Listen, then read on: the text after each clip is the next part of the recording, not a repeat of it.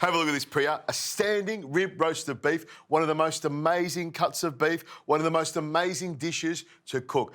Me, I'm in my happy place, and this says a special cut of beef, doesn't it? I've had the cap taken off it, you know, the intercostal muscles I've taken out. This is what we call, you said Frenching, and this is what we call Frenching when the bone is nice and clean. Now, your lamb chops cook really quickly, but this is going to stay in the oven for quite some time, about 40 minutes or so, depending on the temperature and how you like it cooked. So what I like to do is I grab some of this Glad foil, you know, nice big sheet of this, and just tear it off. Listen to the sound. We can have a little disco party. Well, it's like the angels sing in the background. They know this beef is coming. But the foil is great. I just wrap it around the bones. And the reason I do this, it helps to keep the bones nice and white and clean. So when I'm presenting it, it looks nice and pretty. So it doesn't look all burnt and charred. Exactly. Nice. You know, if you're putting it over a barbecue, it's a great way to do it as well. Wrapping up the bones. You could do that with a little lamb. If I'm cooking the lamb in a rack, I'll sometimes wrap it in foil just to keep it nice and clean. But that's really fussy. Look at that, this looks nice and neat. And wonderful. When I'm just about to serve it, I take off the foil. Now, you'll also see I've got some butcher's twine around the outside here. I tied it up. And what that does is holds it together so it's nice and tightly packed. A couple of little knots to do that. I learnt that in Boy Scouts. But it's very easy to do, or you can ask your butcher to do it. But as I always say, why let your butcher have all the fun when you can learn to do it yourself? Get in there. So is that essential? Because I wouldn't normally do that at home. Is that an essential? I'm asking, could you do it without the knots? You could. Yes. Yeah, you could. But you could also drive your car with flat tyres as well, you know, you could. But why would you? You know, so... I'm asking the questions that people at home want to know. Does it keep the meat together? It does. That's what it does. Is that what you wanted to know? That's what I wanted to know. It does keep it together, and that's really important. But that's what you want to do. Grab the pepper mill. So what we're doing now is seasoning the ribeye and putting lots of salt and pepper on it. Now, as you can see, it's a pretty big piece of meat, and it looks like there's a lot of salt going on it. Well, that salt is just seasoning the outside of it. There's a lot of meat that's not getting any salt. So by putting it on the outside, you're helping to season it. As we cover it, we'll put a little bit more, but you need plenty of salt on it. Sometimes when the meat's been sitting on the bench here coming up to room temperature, which is the other important thing, you want to bring it up to room temperature so it cooks nice and evenly throughout. Sometimes it dries out on the outside. So what I do is maybe tap it with a little bit of olive oil, and that allows all of this salt and pepper to stick to the outside. Now, you put the pepper mill away. Oh, I got the cue, Chef. I'm here. I'm back here. But I love the way you pat the meat. It's a loving pat, isn't it? Well, exactly. It's a beautiful piece of meat. It's an expensive piece of meat. I mean, this animal has roamed the earth, and we want to make sure we do the best thing by making sure it presents its best by tasting its best. Now, I've got a pan that's nice and hot here. What I'm going to do is brown it off in a pan before I start. If you don't want to do that, you can use a barbecue outside, or you can put it in a really hot oven for about 15 minutes. That helps to seal it. But by browning it in a pan like this, you really get some good flavour. This is up nice and flat, and this is another good reason of having the foil on there. It gives you a little handle to hold on to. Yes, nice. You could pop it straight in the pan. Hear that sizzle there? Really important that you hear that. Now, I'm just going to pop that down like that, and then I'll add a little bit of duck fat. You can use beef fat, duck fat, bacon fat, or Whatever fat you like. even just some olive oil. But you can see as I add some of that fat, you'll get some real sizzle going on. Turn it around. That's starting to sizzle up beautifully. So we're just going to brown this off, and it takes a couple of minutes, and I've got my trusty... dusty roasting fork that I love using, Nonna's fork that you can imagine her chasing me around the kitchen with this one. No, she wasn't. Now, while this is browning off, we're going to get the vegetables ready. I wouldn't normally worry about this part of it. I would just do maybe a Yorkshire pudding or some roast potatoes. And you're going to go on and on, Preeya, about why haven't you got vegetables with this dish? We need it to be nutritious and rounded. So I've got some veggies for you. I love it. This is a cornucopia of lovely stuff. I'm going to start chopping these. You've got some peppers, some broccolini there, and you've got some herbs to pick.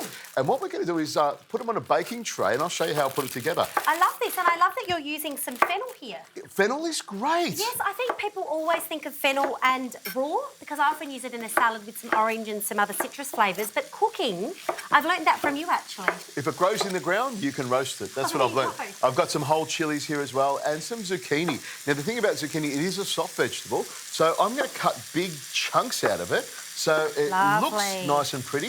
And you can see... It doesn't fall apart. Exactly, and I've left the ends on it because it's all going to roast up beautifully. You've got the peppers over there, and this is browning off beautifully.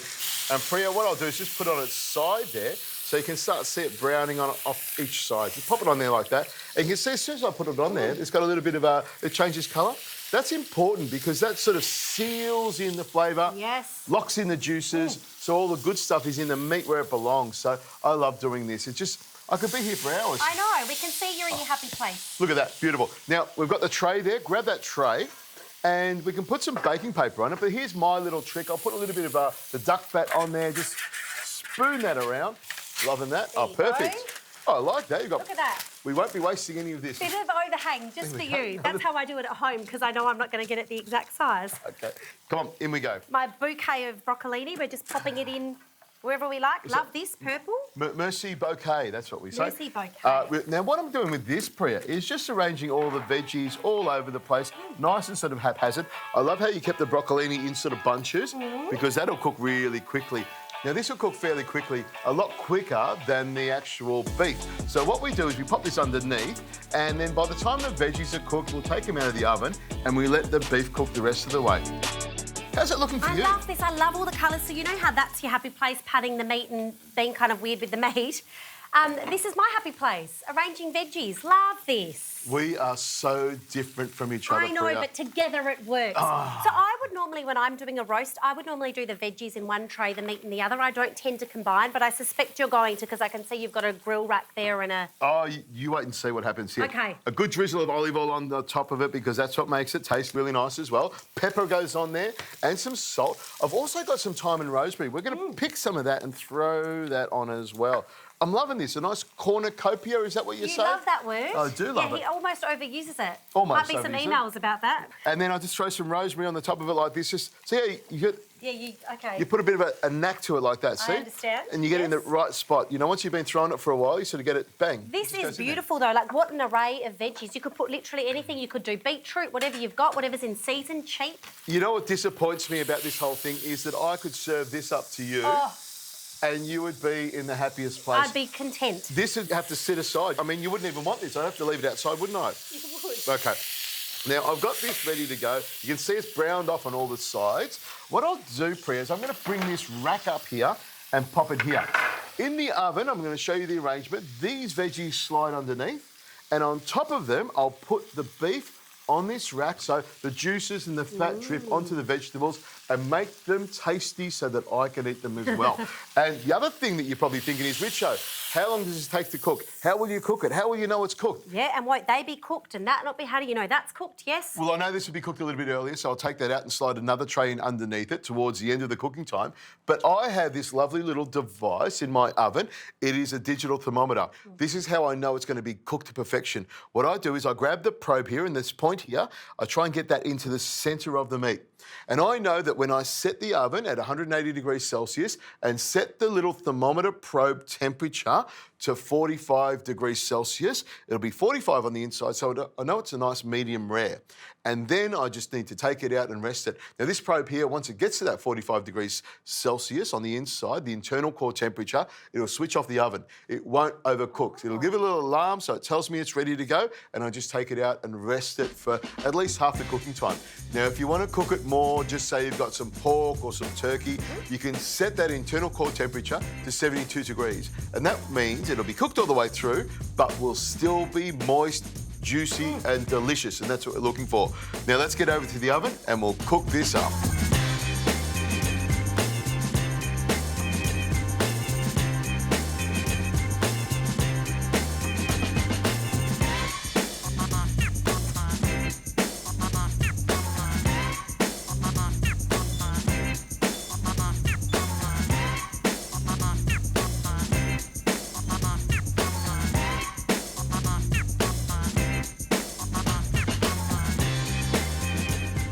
What a happy place I am in right now. I think we both are. Well, you've got the veggies in front of you that taste like beef, but there's still lots of veggies. And I've got a huge slab of meat looking back at me saying, Richo, please carve me.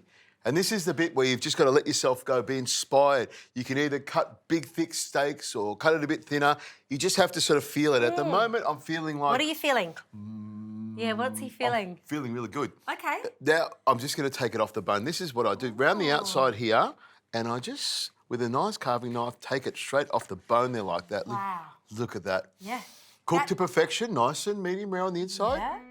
You liking this so far? I am. So you're going to pop that on the... Oh, you are? Oh, Good. we're going to do this Oh. straight through the middle here. And this is what I keep for myself, the best part. And as far as I'm concerned, you're allowed to pick up the bone and eat it. So what I'll do with these is just pop these over here like this. Beautiful. Just around the bottom here, and we'll see if we can layer this up beautifully. So we crisscross it like that. Now, Preeya, what's the most essential thing we need to do to that now? Salt. Ah, yes. Oh my gosh, he's slowly trained and brainwashed. I've brainwashed you. I've won. There we go. You wait, you'll be doing this at home. Is that fantastic? Now, I've taken the string off. I've got to 42 degrees Celsius. I've let it rest for half the cooking time. But as you can see, when I carve it, all the juices are staying in the meat. So by resting it, that allows it to relax. So when I carve it, all of Look those... at the passion in telling us these morsels of information. It's just pouring out of you. Well, it's important for It me. is. You've taught me the power of resting meat. You've told my husband many times. I'll just carve that last little bit there all the way through. And then it's a matter... Wow. This is why we use long knives like this. And then it's a matter of just putting it over the top here like this. And then... Wow. Imagine putting that on the table. Ta-da! Yes. A little sprinkle of Oh, salt more over the salt. top. Alrighty. A little bit like that. And we have the we most... can't touch this. We can't taste this. It is a creation, isn't it? What I'll do is I'll snaffle a little bit out of the side here like this, sneaky. and we'll have a little taste of it. You can see there's no juices on the board here. They're all in the meat where they belong. And I'll carve a little piece here for you so we can have a little taste of that. Oh, so kind of you. Thank you. Australian grass-fed beef, cooked to perfection. Lots of colour and rainbows and stuff on the side. Lots of chunky meat in the middle. That is cooked to perfection though, so juicy, full of flavour. This looks phenomenal. You take that out to the table, I think people would be pretty pleased. You've done that prime cut justice, my friend.